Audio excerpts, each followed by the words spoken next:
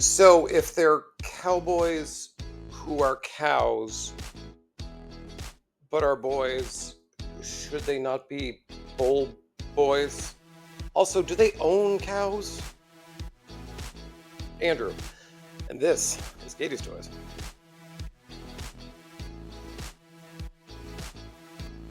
Before the correction goblins come for me with their pitchforks, I know that cow is an acronym for Code of the West, but I mean, like, there's a lot of bovine puns in this whole franchise, so it melts my brain. Let's not just bear the lead here. On today's MIA 80s Ladies, we're going to be talking about two characters, plus a few more, from the Wild West Cowboys of Moo Mesa, specifically Lily Bovine and Cowlamity Kate. More cow puns. The Wild West Cowboys of Moo Mesa were created by Ryan Brown, a comic book artist who you should probably know. He is someone who had some, original artwork done in the Mirage Ninja Turtles comics and would eventually, transfer over to the Archie Ninja Turtles comics. Likewise, he created, Mighty Mutanimals, as well as developed, your faves and mines from the actual Playmates Ninja Turtles line, specifically, Scumbug, Mondo Gecko, Wingnut and Screw Loose. I mean, so many that, that just went on to become iconic within the brand. As a subject matter expert, frankly, of anthropomorphic heroes akin to Ninja Turtles, he developed the Cowboys of Moo Mesa, which aired on ABC's Saturday morning lineup from 1982 over 2 seasons, with 13 episodes per season. The genesis of the franchise is pretty apparent, let's say. I mean, post Ninja Turtles world, I mean, they just changed the entire landscape of cartoons, of toys, of what was popular. So there were many, let's say, copycats around that time, including, Street Sharks, Bucky O'Hare, the like. Cowboys of Moo Mesa were, strictly just another in a long line of people, just trying to get in on that cash grab. Nevertheless, I mean, Brown really brought a certain aesthetic and a style to it, albeit very bovine, punny focused. I walked into this knowing I wanted to talk about these two characters, but I really didn't know anything about the show beyond just the premise of cowboys, or bull cowboys, as it were. The actual premise of the show, what kicks it off, is absolutely bonkers. Nothing I really ever expected. So, in the 19th century, in the Wild West, an asteroid came down, and instead of just, eradicating all life, somehow mutated a specific group of animals. And the actual, dust cloud that formed around said explosion sort of created this almost little paradise of talking animals who were also interacting with non-talking animals of their same race. And coinciding with all this, they were, developed a society that very much mirrored the Wild West. It was just absolutely crazy. I mean, if I was told this just took place in a different alternate universe where talking animals happened to be, around, I would have bought it more. But this was truly trying to supplant this cowtopia amidst the Wild West. Weird stuff. From there, I mean, the plot is pretty paint by numbers. It's essentially just, a bunch of cow brothers, maybe not related, but just trying to maintain justice and order in the Wild West of this alternate animal kingdom. The characters, in question included the Marshal, Moo Montana, Dakota Dude, and Cow Dorado Kid, which I probably butchered, but that's the best you're going to get out of me. Of course, like Ninja Turtles, this was meant to sell toys, which Hasbro took on. Not a year after the failure of Bucky O'Hare, and this is important because the actual toys they made were a very limited run. It was sort of your main cast, couple villains, strictly one vehicle. However, the toys themselves were incredibly squat. They were almost as, wide as they were tall. They very much were reminiscent of Playmates toys. Again, like Bucky O'Hare, they very much had that kind of square, squat thing. The difference here, I find, is that Turtles had at least some sort of darkness kind of lurking in there. There was a lot of unpainted detail on the figures, of spiders, of exposed flesh, of, really kind of macabre things that, Bucky O'Hare, the Cowboys, kind of lacked. I mean, those two lines really did more, bright colors, small thing. I mean, they looked more like toddler toys than anything. So it's not so much that the macabre was a selling point or the reason the turtles succeeded kind of thing, but as such, both these other toy lines kind of just didn't quite capture that same magic and didn't quite have the same edge, as it were. The reason for the season, of course, is the ladies of the line, who of course did not get action figure treatment. However, I will stop here and say, plural, ladies. There were two main female characters in one franchise, and they were friends with each other. Incredible, incredible stuff here. The first is Lily Bovine, who I would argue is probably the more, important of the two, really one of the more like main characters, although both were quite featured heavily in the marketing of the show.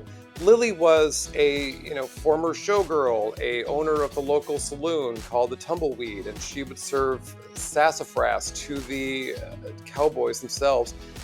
I gotta tell you, I mean, I didn't watch the entire series, but I watched quite a few of them, and it was a brothel. Like, I know they were like, it's a saloon, it's a G-rated kids cartoon. Like, you cannot tell me that there weren't, just like some ladies upstairs showing their udders upstairs. Like, it's just, no.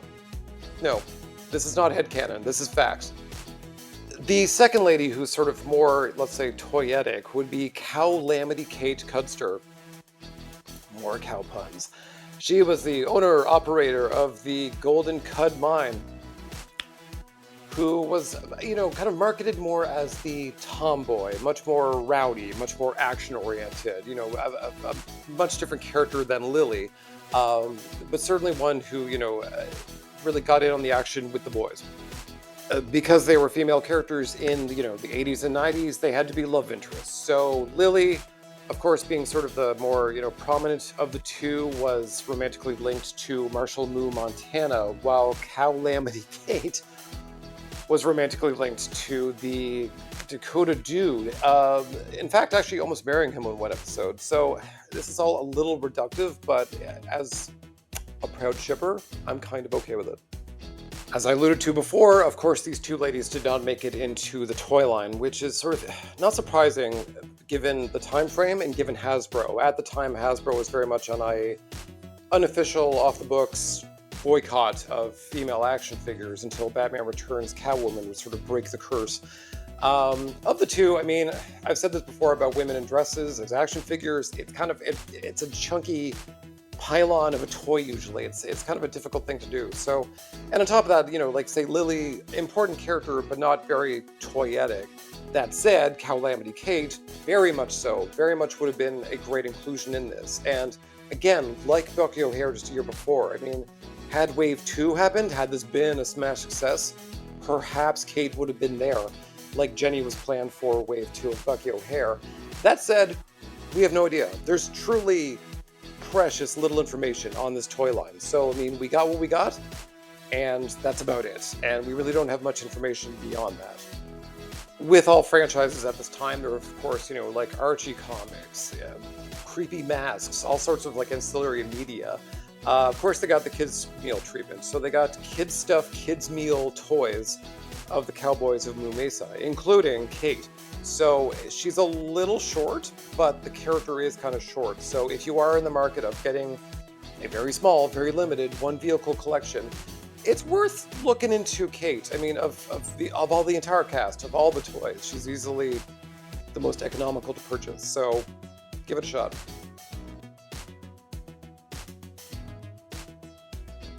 The Cowboys of Moo Mesa, much like all the other, derivative franchises after the Turtles, really were dormant for a long time. Unlike, until very recently when there's a bit of a renaissance happening in that regard. So they, of course, they had an arcade game by Konami that was like incredible. Fantastic game. Way back in 1992. They appeared in comic books, of course, like Archie. They would appear in Mirage Ninja Turtles comics. They would actually make sort of like a bit of a comeback in a Ninja Turtles Fast Forward episode, Homecoming, in 2003, where they made sort of an extended cameo in that episode. But by and large, I mean, they've sort of been quiet on the old Western Front. However, year of recording, 2025, everything 90s is new again. So Cowboys of Moo Mesa was certainly in that, realm of toys that people used to pitch Super 7. They used to say, well, if we're going to get an obscure toy line, Super 7 should make it. Right now, I'm not sure what Super 7's doing. However, that energy is sort of pushed off to Nacelle Toys, who have since sort of resurrected long forgotten, toy lines. So this is under their umbrella now. In August of 2023, they announced that they had purchased the rights to produce materials, comics, toys, all of it for the Wild West Cowboys of Moo Mesa. Alongside this announcement, they also showed off what'll be the first wave of Cowboys toys under their banner, finally righting a wrong, including Cowlamity Kate right in the first wave. She looks incredible. The only real kind of nacelle experience I have is with Sectors, which I love. But these look far more, updated, new articulation, modern paint, that kind of thing. So look really great. And should it be successful, I'm hoping we do see, of course, Lily, the rest of the main cast, townspeople. I would love to see, frankly, just one and done villains that aren't really deserving of an episode, but characters like Sadie Wow Cow or Cowbell and her sons, or even, Barbed Wire Babs and her cadre of female outlaws. So really exciting time. There's a lot of really, fun stuff that Nacelle could do with this line. I am really hoping that people get jazzed about it. It seems like Biker Mice is doing quite well for them. They're launching Star Trek. So, Nacelle has really inherited, the energy that Super 7 kind of kicked to the curb. And that'll about do it for Lily Bovine and Cowlamity Kate from the Wild West Cowboys, blah, blah, blah. God, it's too much.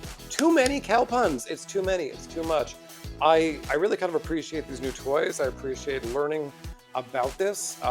But it's like Dad Jokes the series, strictly within a Western sphere. So thank you, but no. But I thank you for watching, for liking, for commenting, subscribing, all those YouTubey things. And I will see you next time on MMIA 80s Ladies.